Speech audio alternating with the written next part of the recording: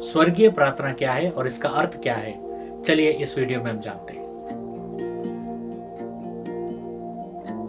मैंने बहुत सारे वीडियोस बनाए हैं अलग अलग टीचिंग्स के ऊपर में, और उसका लिंक्स नीचे डिस्क्रिप्शन में दिया गया है, जरूर उस लिंक्स में जाइएगा। स्वर्गीय प्रार्थना, या जिसको इंग्लिश में लॉर्ड्स प्रेयर कहा गया है, ये प्रार्थना प्रभु यीशु मसीह ने अपने चेलों को सिखाया है। ये प्रार्थना हम मत्ती का 6वां अध्याय का 9 से लेकर 13 वचन में जब हम पढ़ते हैं कि ये प्रार्थना का शुरुआत होता है कि हे मेरे स्वर्ग में रहने वाले पिता, तेरा नाम धन्य या ऊंचा माना जाए। इसका अर्थ यह है कि परमेश्वर, उससे पहले जितने भी यहूदी लोग प्रार्थना करते थे वो कभी भी परमेश्वर को पिता करके संबोधित नहीं करते थे। जब ये चेला देख रहा है कि प्रभु अपने परमेश्वर से पिता करके संबोधित कर रहा है, तो ये उसे बहुत आकर्षित किया और वो परमेश्वर के पास आता है, प्रभु यीशु के पास आता है और कहता है मुझे प्रार्थना करना सिखाओ। और ये प्रार्थना का शुरुआत में जब लिखा है कि हे अब्बा पिता या हे पिता, ये जब बात किया जाता है तो हमारे अनाथ आत्मा को वो वहीं पर ध्वंस कर देता है, तबाह कर देता है, शैटर कर देता है। जो ऑर्फन स्पिरिट होता है, जो अनाथ वाला आत्मा, क्योंकि अब हमें बताया जाता है कि परमेश्वर हमें सिखा रहे हैं इस नए वाचा में कि अब हम अनाथ नहीं हैं, हम उनके संतान हैं प्रभु यीशु मसीह के द्वारा, और हम उनके पास एक संतान बनकर हम उनके पास जा सकते हैं और कुछ भी मांग सकते हैं, और वो हमारा पिता जो स्वर्ग में है वो उसे पूरा करेगा। इस प्रार्थना का दूसरा अंश ये है कि तुम्हारा राज्य आए, और जैसे स्वर्ग में तेरी आदर होता है वैसे पृथ्वी पर भी तेरा आदर हो। ये हमें बताता है कि हम प्रार्थना जब हम पिता के पास आते हैं तो ये सिर्फ हमारी इच्छाओं को पूरा नहीं करने के लिए होता है, बल्कि उसकी योजनाओं को भी पूरा करने का हमें प्रार्थना करना चाहिए। हमें प्रार्थना करना चाहिए कि पिता, तेरी योजना इस पृथ्वी पर पूरा हो, तेरी योजना इस संसार पर पूरा हो।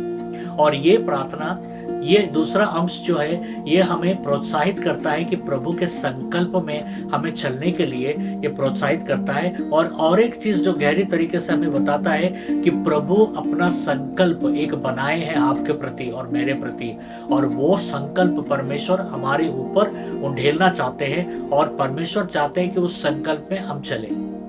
तीसरा हिस्सा है कि आज हमारी दिन भर की रोटी हमें दे। हमारी दिन भर की रोटी हमें दे, ये बहुत बात करता है कि सबसे जरूरी चीज क्या है इंसान के लिए, आहार या खाना, चाहे वो आत्मिक खाना हो या शारीरिक खाना हो, दोनों के बगैर वो कमजोर हो जाएगा और वो मर जाएगा। इसलिए बाइबल कहता है कि इस प्रार्थना के द्वारा कि परमेश्वर हमारे जरूरतों को, हमारे दिन भर की रोटी हमें दे, का मतलब है कि उस दिन का जरूरत, हर दिन का जरूरत को पूरा करने के लिए परमेश्वर तैयार है हमारे जीवन में।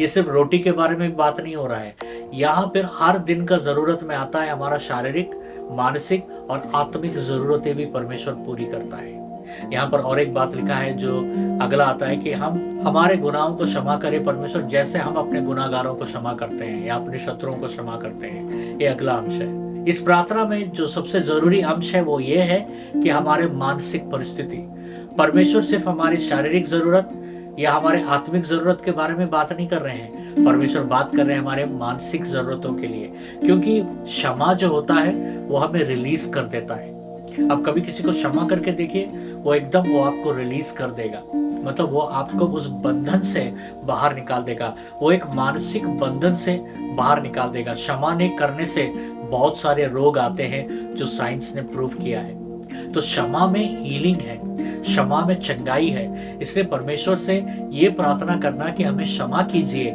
ये बहुत ही जरूरी है। कभी कभी हमारे अंदर में बहुत अंदरूनी घाव हो जाते हैं जो इंसानों के द्वारा हमें मिलता है।